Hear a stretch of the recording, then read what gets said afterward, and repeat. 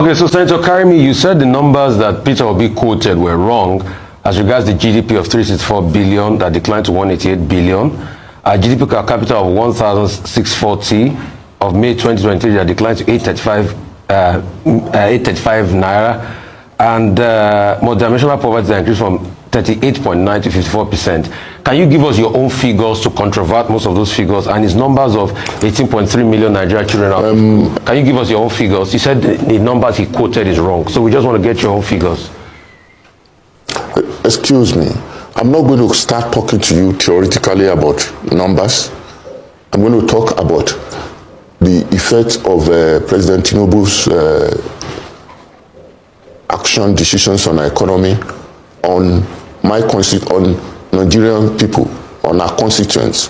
The figures is quoting, if you want us to be talking about figures, for the Federal Ministry of Finance is there to give you the exact figures.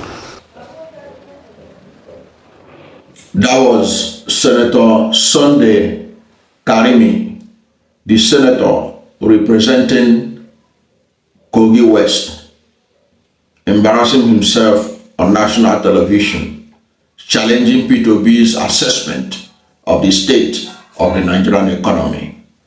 Because if not an embarrassment that he brought to himself and his constituents, why do you come to national television to argue with Peter Obi when you don't have the numbers yourself?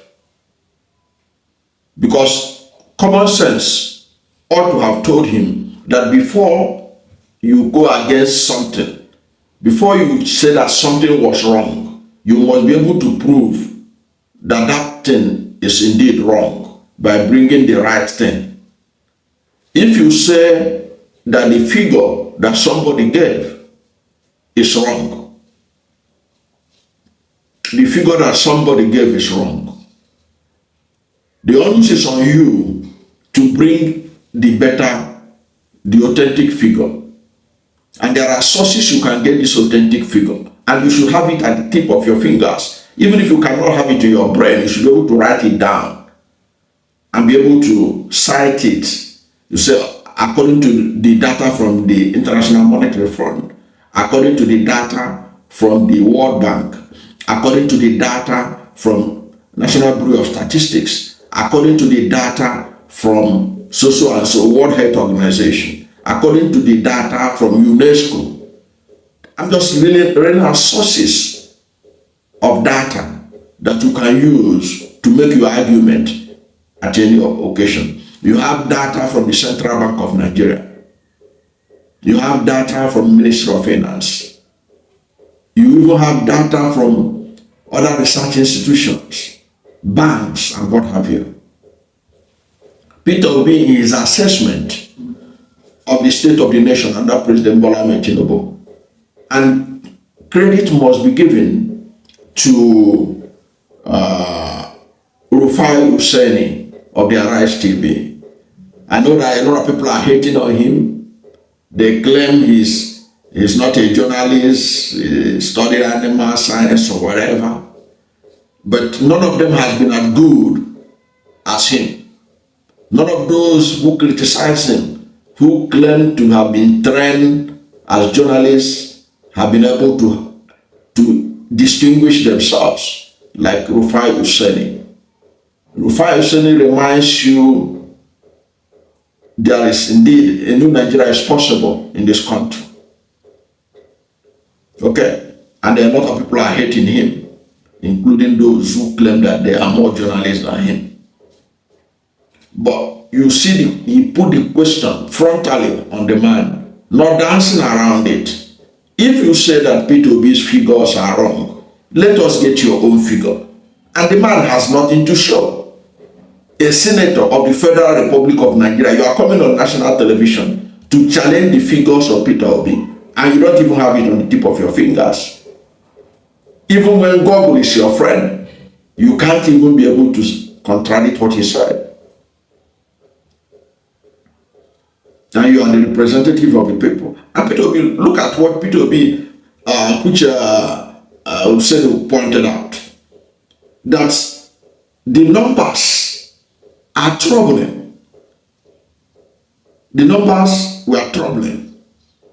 The GDP per capita has declined from 1,640 naira to 835 naira.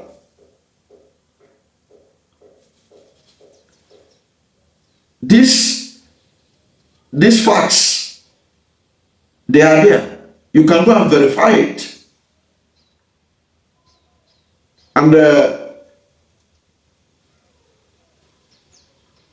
all this decline, including the multidimensional poverty, increased from 38.9% to 54%. And he gave the figure of out of school children, 18.3 million. And you said that the figures the guy, the Peter Obi gave was wrong. And you are challenged to give your own, and you cannot produce your own figures. It means you didn't do your homework. You didn't do your homework. I remember the former senator that used to represent Kogi West.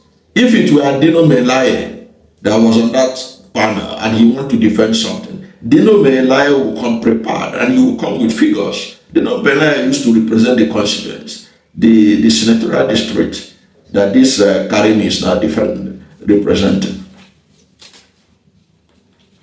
And he wanted to say that he's not going to talk about the technicalities about numbers. There's nothing technicality about numbers. Numbers are facts. Numbers are facts. Because it is by numbers that we can use to even do planning. You can't say there's anything technical about numbers. There's nothing technicality about it. They are facts. If you have a better figure or more accurate figure, you present it. It is not for you to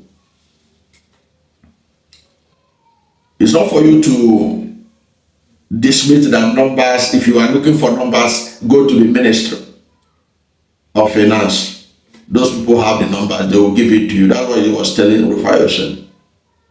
Really. So why didn't you collect the number from them?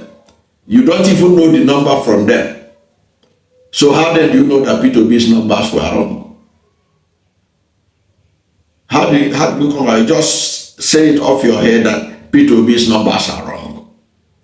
And when you are told to present the alternative numbers, you are now directing people where to go and look for it. The truth of the matter is that President Bola Ahmed Tinubu has performed woefully. There is no data that is in his favor since the last 2 years. No data that is in his favor. Everything has headed south.